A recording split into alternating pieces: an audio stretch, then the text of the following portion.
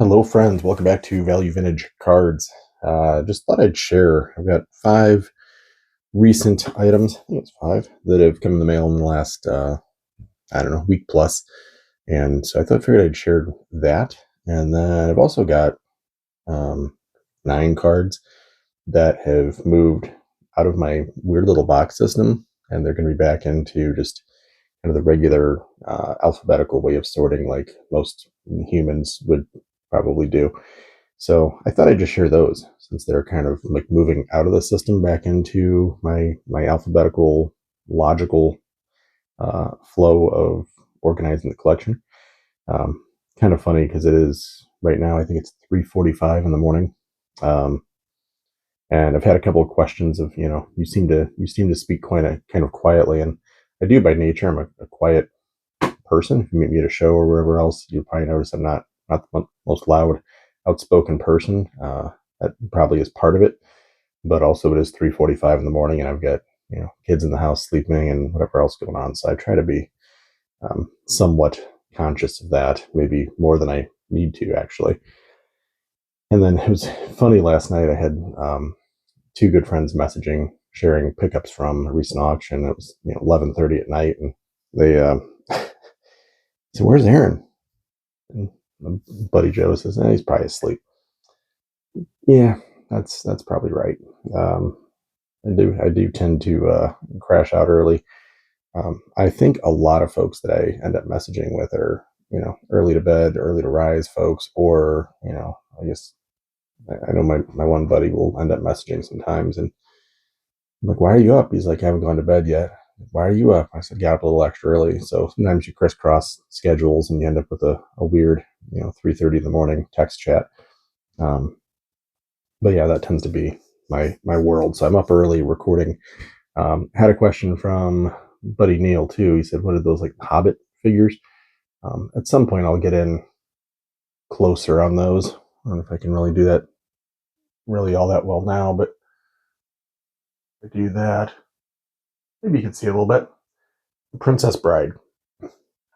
So that is one of my all-time favorite movies, and they were selling those at a store in the mall, so that became a Christmas gift from the family. So fun stuff. But let me flip it around. I'm going to show you, I guess it's about 14 different things. I'll go fairly quickly and just share the randomness of my collection. One moment. All right, friends, let's dive in here. So this is a 1936. I think if I looked it up and it's labeled right, it's Series 4. That's one of the hardest things to learn is all these different series. I don't know them very well, but Lefty Grove. I actually sent this to one of my text threads of folks, and anybody need this thing? It seems like it's listed really cheap. And I said, "Well, hang tight. Let me see if I need it." And I looked and I did. So I said, "Sorry." uh, Finders keepers. So these are super neat though. Lefty Grove, really cool. And that was dozens of dollars. Crazy reasonable.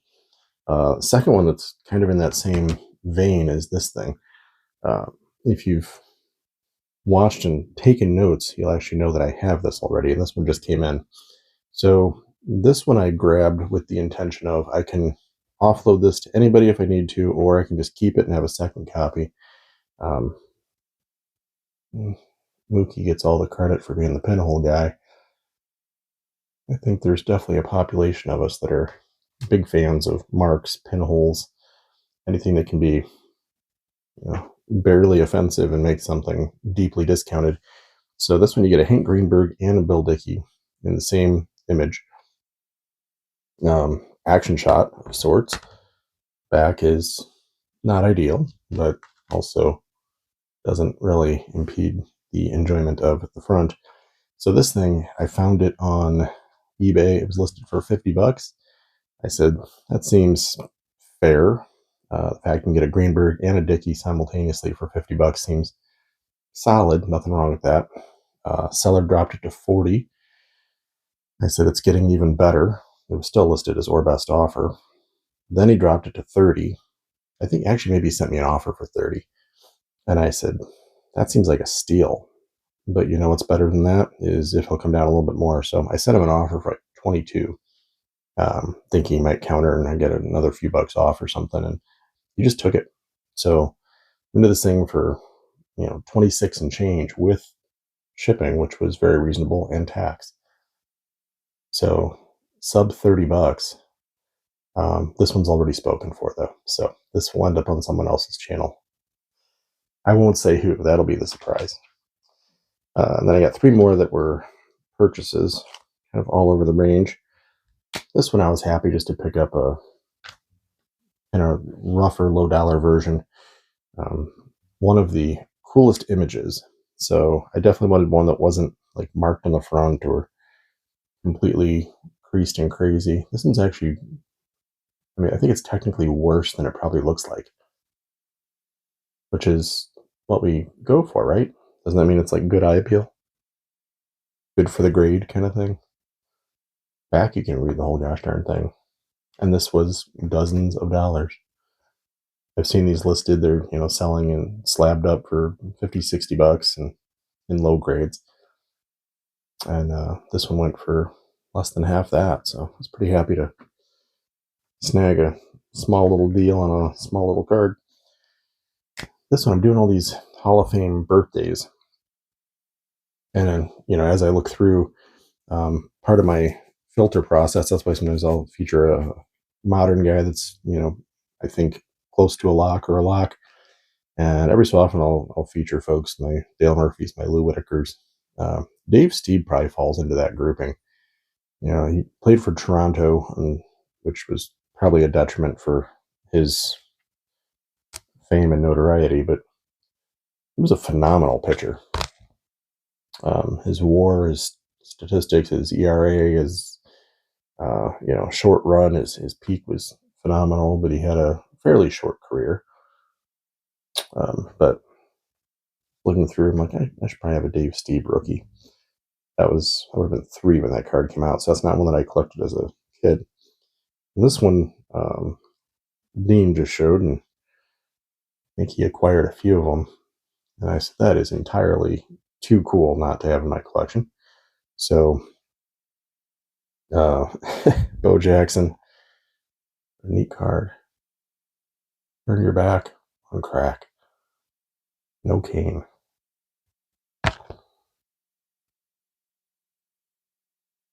That's just fun, right? So thank you, Dean, for showing something different. It falls outside my usual scope of collecting, but I still thought it was amazing. Most things, if somebody collects like me, if they find it cool, I'd probably find it cool as well. All right, and then 9 cards that I was just moving out of the boxes. So this means they're kind of outside my top 800 for whatever reason. This one's close. I almost want to maybe revisit that and throw the challenge flag and see. This is one of the few I have duplicates of. I have an ungraded that I bought with the full set minus mantle, and then I've got this one. But 1959 Yoo-Hoo is such a great set. Another one I moved out, and actually it's funny because I've become more of a fan of this guy. And I don't have a whole lot of his, but I did complete this whole little set. Part of it's the GMA hand cut aspect of it. This is a good little bargain buy, but I have this whole baseball run here, W565, only 4 cards in the whole set. But the Lazeri, that's neat. My problem. Maybe I need a box 9. I'll just keep these things set aside. This one never did get into the box system, and maybe it should. I think it's one of the more fun, interesting issues. 1960 Morel Meets. Let's flip it over. They did a great job. They made it into a very legit, solid, real card. Well done, Morel Meets. What's neat, if you take a look at it for a moment, I mean, the stadium in the background, of course, is amazing. This is the set that has that Sandy Koufax that I absolutely think is the best Koufax ever, um, just purely on image. But it's got Duke Snyder holding the bat as though he's a right-handed hitter. Like, stuff like that for me is really fun and interesting. So, classic one. Who knew Aaron would have something in a respectable grade? Normally, two is like where I top out for conditions. But Marichal rookie, I've said this a few times. When it's a classic card and it's not expensive, sometimes I'll do something to make it a little more significant and notable in the collection, so that it can be like a box worthy, box system kind of card. So for Marichal, I just went with a little bit higher grade. Sometimes I'll find an autograph copy, or if there's 61 tops doesn't really have the options. You can't get like an O-Pee-Chee or something unique, different that makes it a little more notable. Look at that thing. I think it was folded 16 times to fit in someone's pocket at some point. A true blender-worthy card. A little crazy, but E106, pretty tough set. The back look like. There it is.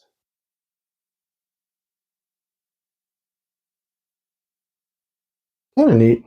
Neat just to have one. I've only got a couple in that set. It's a tough set. Won't say they're all quite as rough as that, but that Tinker's not one you'll come across every single day. 1965 tops, another one kind of classic. Maybe I'll look for autographed or something for Carlton. I'm not sure. But for me, I think I had one that was a higher grade that I got rid of. I'm pretty sure. I think I had 3 or 4 of these at one point. This one does everything I need it to. It's actually pretty well centered. Not that that was my first criteria, but it is pretty perfect presentation. I have a tough time getting above that kind of grade because at that point you're getting into really micro improvements. There we go. 48 Bowman, Bob Feller. It's rough, right? Which is why it very fairly got a 1. But as you zoom out, it does everything the card's supposed to. And for this issue, centering and different things are actually pretty good. There's nothing really distracting. It's got some creasing, of course, but one of the things that I look for on these as well is, can you read the whole back? I do enjoy reading the backs of these. So for me, that works. That's a good 48 Bowman Feller. W551. A neat one. Casey Stengel.